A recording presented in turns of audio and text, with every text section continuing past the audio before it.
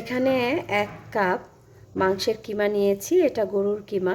আপনারা চাইলে খাসি বা মুরগির কিমাও ব্যবহার করতে পারেন। আর কিমাটা চেষ্টা করবেন একদম মিহি করে করার জন্য, আর এর মধ্যে যাতে এক্সট্রা কোনো পানি না থাকে সেদিকেও খেয়াল রাখবেন। এখন আমি অন্যান্য ইনগ্রিডিয়েন্টসগুলোকে এর মধ্যে দিয়ে দিচ্ছি 1/2 কাপ মিহি কুচি করা পেঁয়াজ কুচি, 4টা কাঁচামরিচ, এটাকেও কুচি করে নিয়েছি, 1 টেবিল চামচ পরিমাণে ধনিয়া পাতা কুচি। গুঁড়ো মশলার মধ্যে এখানে ব্যবহার 1 চা চামচ মরিচের গুঁড়ো, 1/2 চা চামচ ধনিয়ার গুঁড়ো, 1/2 চা চামচ জিরার গুঁড়ো, আর 1/3 চা চামচ হচ্ছে হলুদের গুঁড়ো। দিয়ে দিচ্ছি একটি ডিম,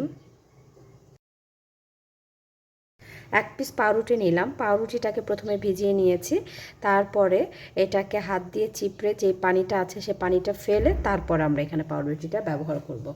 2 টেবিল চামচ বেসনকে একটু টেলে নিয়েছি, এতে করে বেসনের যে কাঁচা ফ্লেভারটা আছে সেটা চলে যায়।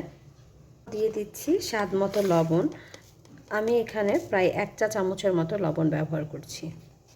দিয়ে দিলাম 1 চা চামচ আদা বাটা আর 1/2 চা চামচ রসুন বাটা। এখন সব কিছুকে খুব ভালো মতো মিলিয়ে নিব। মাংসের কিমাটা যখন নেবেন একটু লক্ষ্য রাখতে হবে মাংসের কিমার সাথে যেন এক্সট্রা কোনো পানি না থাকে, তাহলে কিন্তু যখন আমরা ভাজবো এটা ছেড়ে দিবে।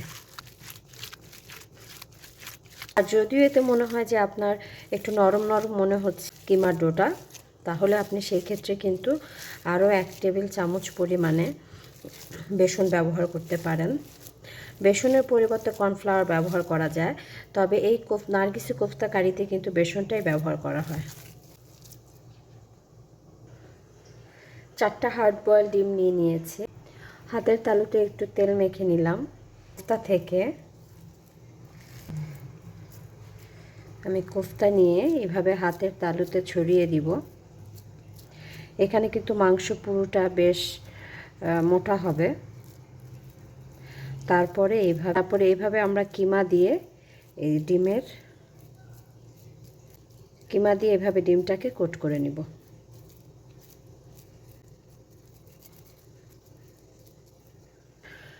একইভাবে আরও একটা নিয়েছি।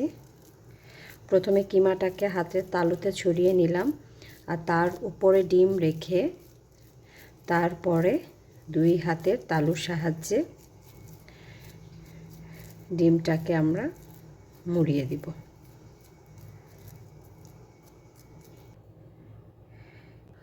একইভাবে সবগুলো ডিমকে এভাবে কোট করে নিলাম কিমা দিয়ে। এখানে আমি 400 গ্রামের মতো কিমা নিয়েছি। 400 গ্রাম কিমা আমার এখানে আমি প্রথমে 4টা ডিম নিয়েছিলাম, তারপর দেখি আরও কিছু কিমা রয়ে গেছে, তো তারপরে আমি আরও একটা ডিমকে এভাবে বয়েল করে সেটাকে কোট করে নিয়েছি। কোফতাগুলোকে ভাজার জন্য এখানে তেল নিয়ে নিচ্ছি। তেলটা গরম হয়ে গেছে, এখন এতে একে একে কোফতাগুলোকে দিয়ে দিব। বিসমিল্লাহ।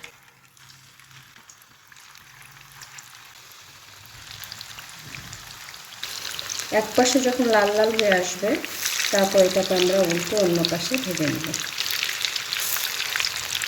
তারপরে এটাকে উল্টে আর এক পাশে দিতে হবে, তা না হলে কিন্তু এটা ভেঙে যাবে। সব দিক দিয়ে একটু উল্টে পাল্টে ভেজে নেব।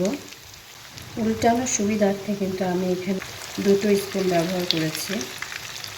কোফতাগুলো ভেজে নেওয়া হয়ে গেছে, এখন এগুলোকে তুলে নিচ্ছি।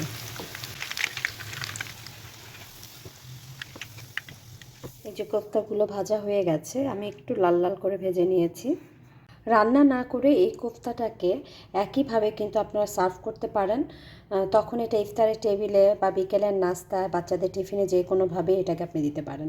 আমি একটা কেটে দেখাচ্ছি এর ভেতরটা কেমন হয়েছে।